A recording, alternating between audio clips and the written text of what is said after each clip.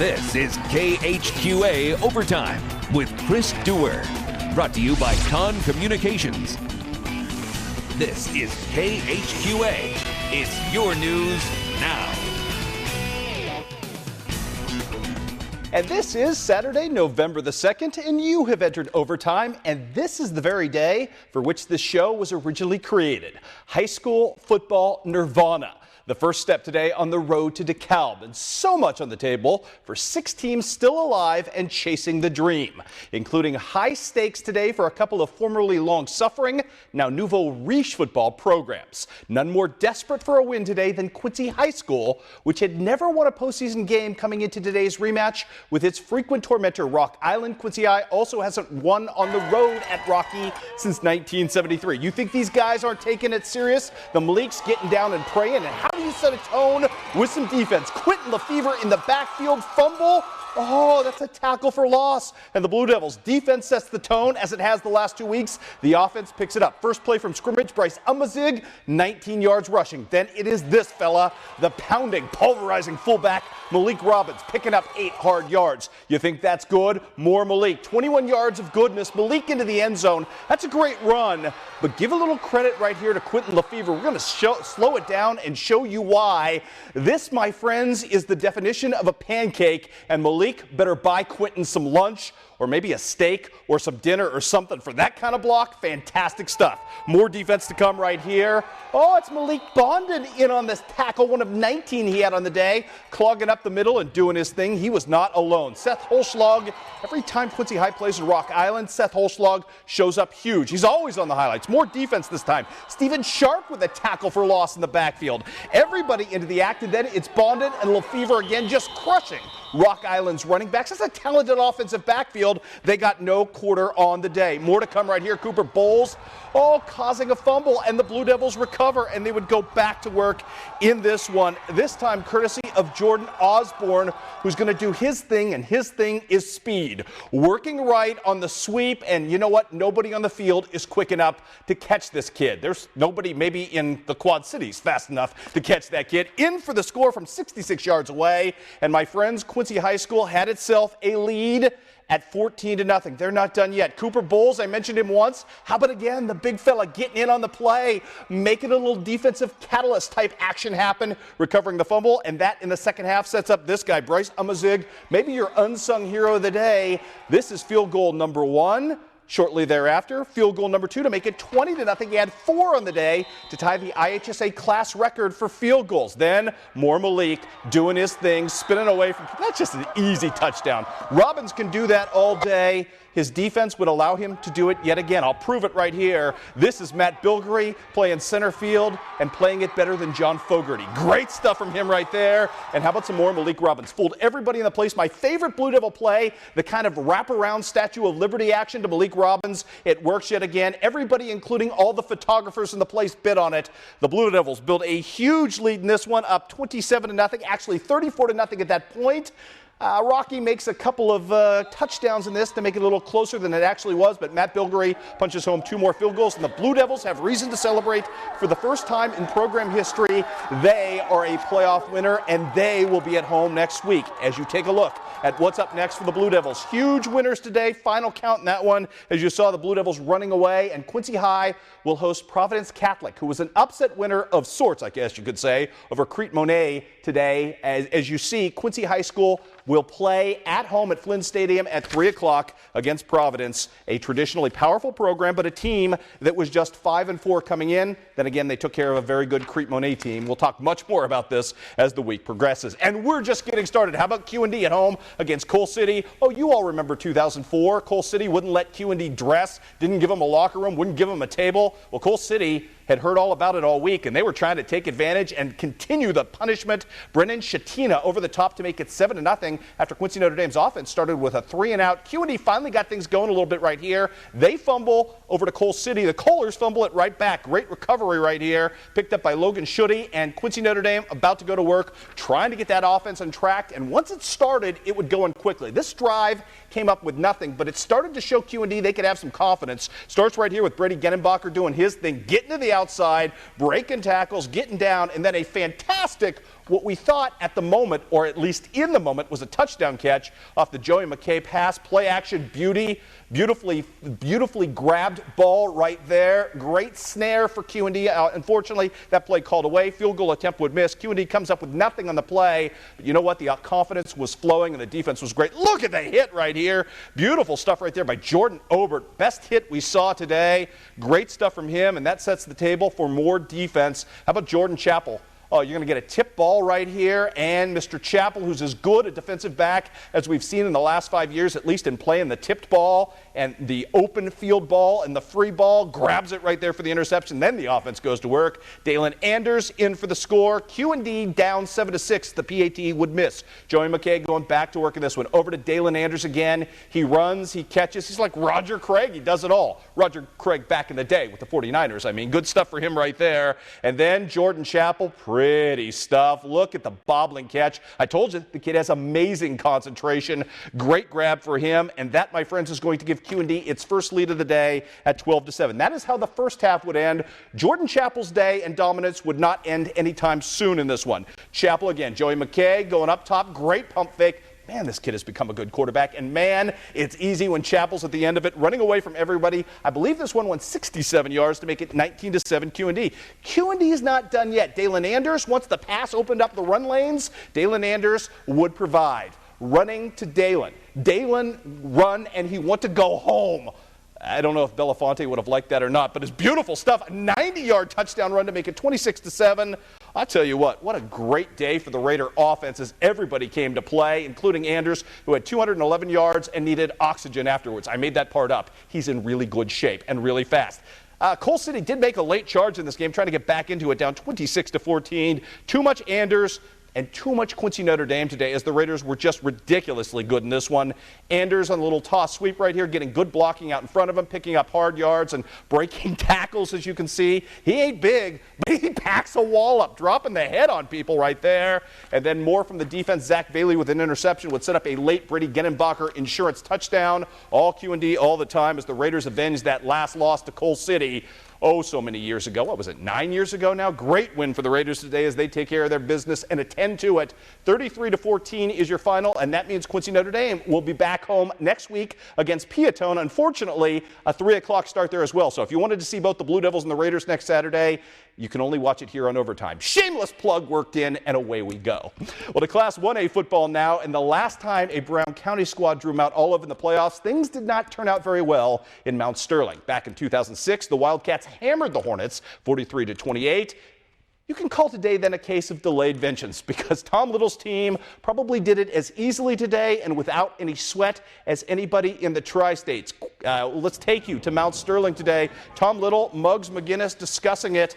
The first 3 touchdowns on the day for Brown County were all of the long-range home run variety. From there on out, it was traditional Hornet or just pound away at you. It started right there with Brady Long for 9, then Alec Boylan with 9 more at that point, driving away. My favorite Hornet play, the toss sweep on isolation to Braxton Phelps. Gets big yardage, probably should have gotten a flag at the end of that for unnecessary roughness. Tell you what, that just ticked Brown County off. This, my friends, another great run by Brady Long for a first down, and then Wyatt Jones, the pounder, going inside, making it 24-0 in favor of BC at that point. 2-point conversion. Again, you know what? Bad move by Mount Olive, kind of getting under the skin. That's a face mask penalty, and Nathan McDara is not happy, and he's going to let him know, and he's going to take some vengeance. It's just a matter of moments. Back to the air goes Mount Olive. That didn't work out very well either, as Brady Long is Johnny on the spot with the interception. Or actually, that's Braxton Phelps, I should say. Johnny on the spot with the interception all the way down to the 3-yard line. That would set up Nathan McDara. You talk about a power run right here. And again, the primal scream at the end, letting everybody from Mount Olive know just exactly who scored that touchdown.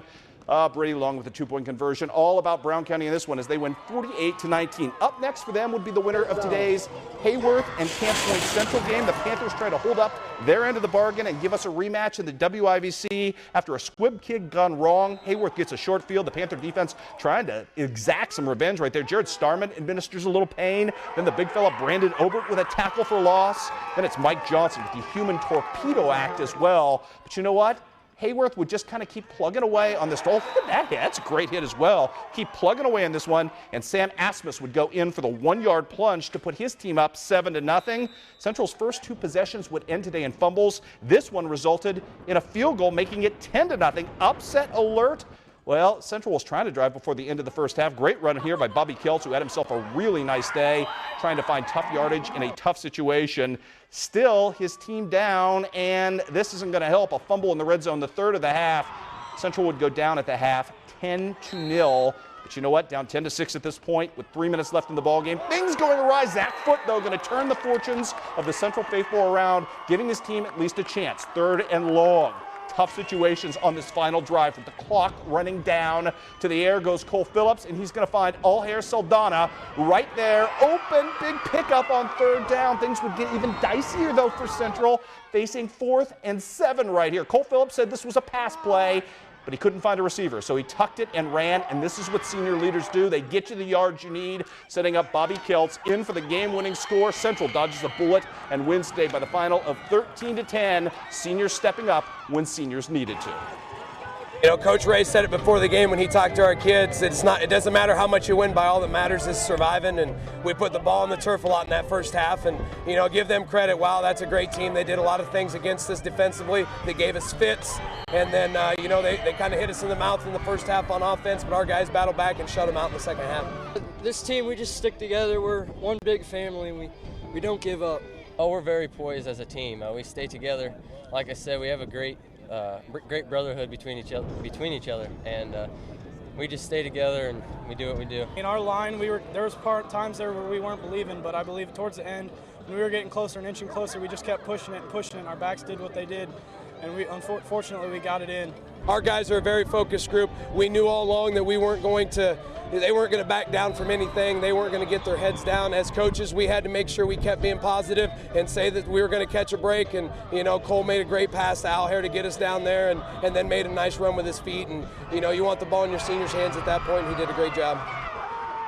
Central and Brown County, the rematch coming up at 1 o'clock on Saturday. Unfortunately, Beertown's season has come to an end as the Tigers end up losing to Farmington 45-6. How about Jacksonville on the road, long trip to Marion? The Crimsons play that tough Central State 8 schedule, so that made them a very, very dangerous 6-3 team coming in, as Marion would find out quickly. Though give Marion some credit, great play calling right here, beautiful fake punt, and it ends up picking up yardage. However, Jacksonville turning the tables. This is Floyd Lamolino, and man, has this kid come on strong at the end of the season. 51-yard run right here. That would set up our guy, Bryce Schnitger, the outstanding quarterback, going to hook up with Blake Hance, the future Northwestern Wildcat. Great bit of passing right here. It's good stuff, and that, my friends, would spot the Crimsons a 7-0 lead at that point. More to come in this one. How about a 35-yard touchdown for Mr. Heron, taking the toss sweep, breaking away from everybody and getting into the end zone for the Crimson? Yeah, that's poor tackling. That's also great resolve by Mr. Heron, getting in, and more to come right here. More of Bryce Schnitger, this time on 3rd and forever.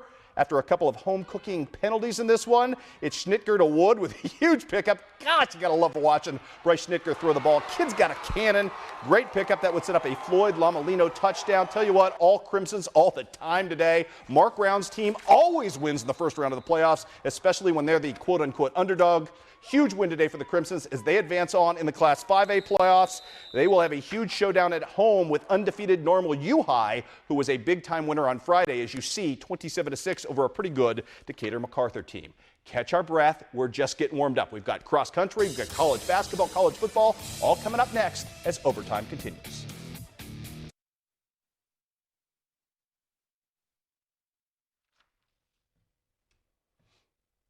Good block.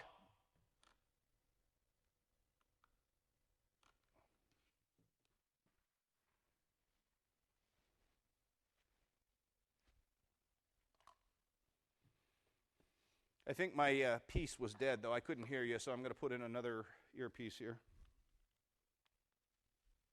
That one's dead, too. Yeah, it must be dead. I was talking to you. There we go. Hey, talk to me. Perfect. Gotcha. Hey, nice block. All right, I'm going to speed this up a little bit because that block went 15 minutes.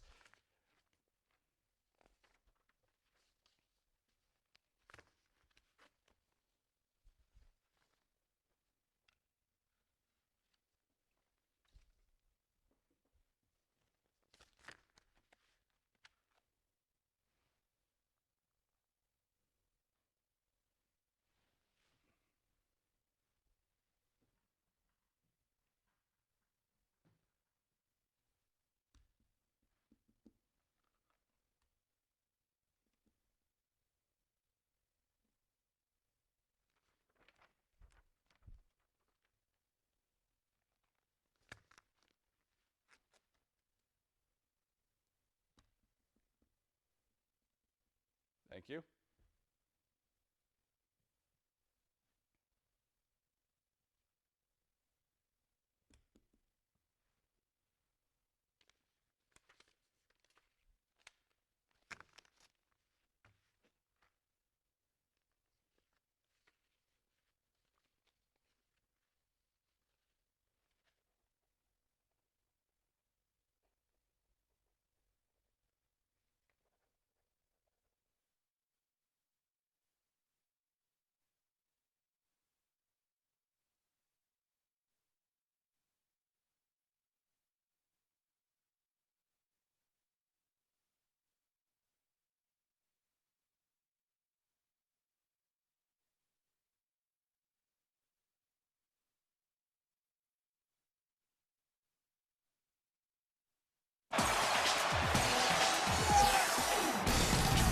You're watching KHQA Overtime with Chris Dewar. Brought to you by Con Communications. And welcome back, everybody. And yes, I did just call 16 minutes straight of high school football highlights without taking a breath, because that's how we roll here on Overtime. 7 wins deep into the 2013 campaign, the undefeated Illinois College Blue Boys finally cracked the Division III national rankings this week, debuting at number 24 in both polls. Arch rival Monmouth would have loved nothing more today than to spoil the party in Jacksonville, and certainly the Fighting Scots had the firepower to do so, led by record-setting running back and Bushnell product Trey Yoakum today. Yoakum did have a touchdown and 134 yards rushing, but this day would belong to the Blue Boys. Sorry we had some camera problems, but Illinois College nice enough to hook us up. Kevin Fuller hooking up right here on the early 10-yard touchdown from Michael Bates, his only passing touchdown of the day. Big story today, though, Cecil Brimage, 210 yards rushing, including this 61-yard touchdown. All Illinois College today as they stay undefeated and win 35-13 over Monmouth. Also on the college football scoreboard today, plenty to pass along to you today. Western Illinois felled in its final home game today, 34-28. That's not good. Better news, though, all the way around. After we get past Quincy University's ugly road trip to McKendree, where Nick Lonergan threw the ball 55 times today in a losing effort. Okay, on to the good news. Truman State, a winner today. Dane Kemp, the pride of North Shelby, another 20-yard touchdown catch. He's got 2 in the last 2 weeks. Also, Culver Stockton off the schneid. First win of the year. Chris Cunningham caught a 24-yarder from Curtis Widener with 25 seconds left to give his team the win. Good for Jeff Duvendeck and company. They've played much better than their record indicates, and obviously things are starting to turn around just a little bit in a positive direction. Tough day for Coy Dorothy, the West Hancock freshman, who is now the starting quarterback at McMurray. He did have a rushing and passing touchdown today, but McMurray loses 26-13 was your final. Quincy University men's basketball in Cincinnati, the Queen City today, taking on Xavier. Oh, I tell you what, Xavier's talented. Quincy University had some moments. This is Chris Babbitt from the outside, knocking down a jumper in this one. Austin Weber had a really good day. Should petition to play all of his games in Cincinnati. The 3 there, he scored 7 of his team's first 9 points. Ended up with 7 points and 6 assists on the day, including this run out on the tap away. Good stuff from Weber. Unfortunately, as you probably expected, Quincy University outmatched today. Played well in spots, but ended up losing by the final count in this one of 84-54. Mo Valley, led by former KHQA Player of the Year Brad Hamilton, knocks off HLG today, 80-63. In that game, Jay Jones, the pride of Hannibal, in a losing cause, had 16 points for Hannibal LaGrange. We've got more men's basketball. Mount Mercy versus Culver Stockton. Jack Schrader's team back after the national tournament appearance last year, and they're still plenty fun. Taking on Mount Mercy today, and it starts off with James Johnson. Man, that's a deep rainbow, and the arc works for him. I'm not going to question it. Great shot. Then Mike Gully doing some things. Bad pass from Gully. He picks it up with his own hustle play right there. Follows up his own miss. You know what? Mount Mercy home to Keokuk product. Kendall Clark didn't play tonight due to an injury, but he'd watch some good stuff right here by Johnny Mills with a tap away, wide open, and throw it down, young fella. Beautiful, beautiful slam dunk for that guy right there. Way to start the season off. Jonathan Miller also doing some things right here as Culver Stockton gets a win in game number 1. 79-71 was your final in that ball game. A couple of women's scores to pass along today. John Woodwomen debut with a victory behind Pittsfield's Shea O'Brien. She had 14 points today. Culver Stockton, though, struggling on the road in tournament play against Midland, losing that game by the final count of 78-48. We've got a busy day of cross country to catch up on coming up next here on Overtime. By the way, one volleyball score to pass along as well. Bellarmine beats Quincy University 3-1. And we'll be right back with those, as promised, cross country highlights.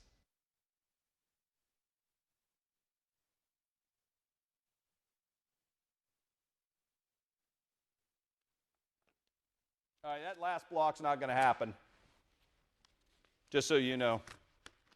Yeah, the fourth block will just be a quick goodbye. If you don't know what happened to Mizzou, Illinois, and Iowa, I can't help you. All right, so we're coming straight out to the graphic. Okay. Well, this block only has two, so I'll move pretty good through this, I guarantee you.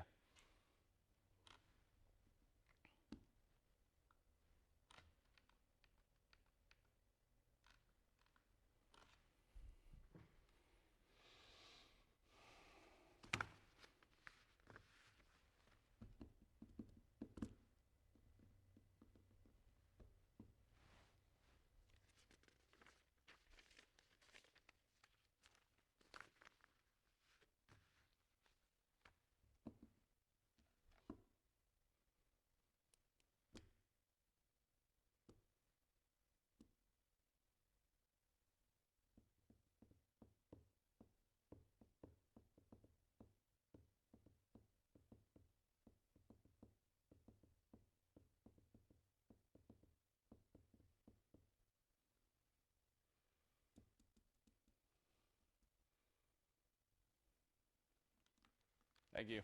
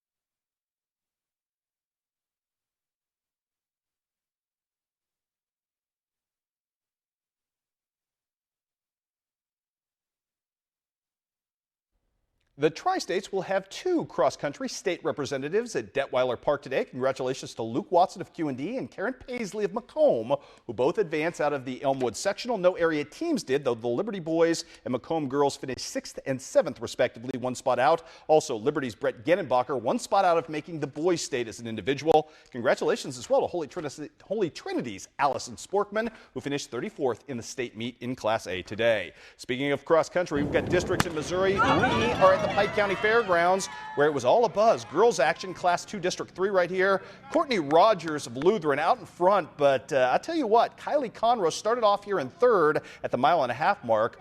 Trailing just behind her, Lauren Sparks, her teammate, and Renee Bushling of Clark County. But when they got around the deal, there also is Kayla Dawkins of South Shelby in that first 1.5 miles, getting into the top 12 at that point. Here comes Rogers to win it today at a time of 20:04. Conroe made a big move today as she moves up to number 2 to finish 2nd on the day at a time of 20:47. Her teammate, Lauren Sparks, also finishes in the top 3. She finishes 3rd at 20:58. Holding off, as you can see, Renee Bushling out of Clark County, who finished 4th at 20:59. Bowling Green girls come in 2nd as a team on the day. Also, Aaron Martin today also finished very well of Bowling Green in 11th place. South Shelby also well represented, as I mentioned earlier, by Kayla Dawkins, who had a nice day. We'll continue with the highlights and cut to the boys here, as you will see. Good day for the Bowling Green girls, as I mentioned, as they end up finishing on the day in 2nd place. The Bowling Green boys trying to get out of a tough draw today.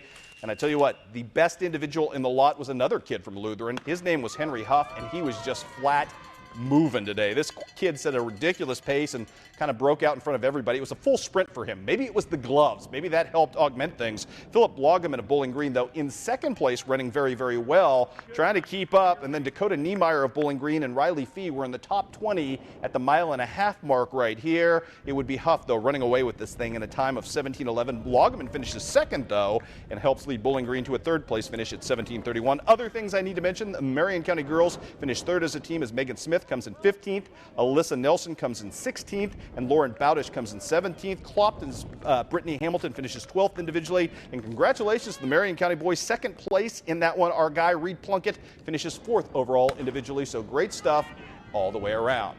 Well, it's time now to wrap up the last bit of October business on our docket. It's the Con Communication Connection, our final nomination for what has been a very good month of highlights. You know what? For the second week in a row, how about a defensive lineman interception? Great tip right there by Tristan Castilla. And here is Colin of House Stark. Winter is coming. Colin Stark with a 67-yard touchdown rumble. Look at the big fella go. Tell you what, we're getting a lot of this these days. You got to like the postseason. Turns out some great highlights and great stuff from Colin Stark. The big fella gets his rumble on. Last week it was Logan Thiele of Pittsfield Griggsville Perry. This time Colin Stark doing wonderful things. Perhaps it is his Game of Thrones to win. Here's a look at the nominees we have for the month. You'll have a chance to start voting on them this week. Louisiana represented twice. Caitlin Bolton with the big home run. In districts this year, Scott Cockrell from Hannibal with a great header. Also Logan Thiele, as I mentioned, and Colin Stark, defensive lineman, represent. We'll have more overtime for you coming up after this.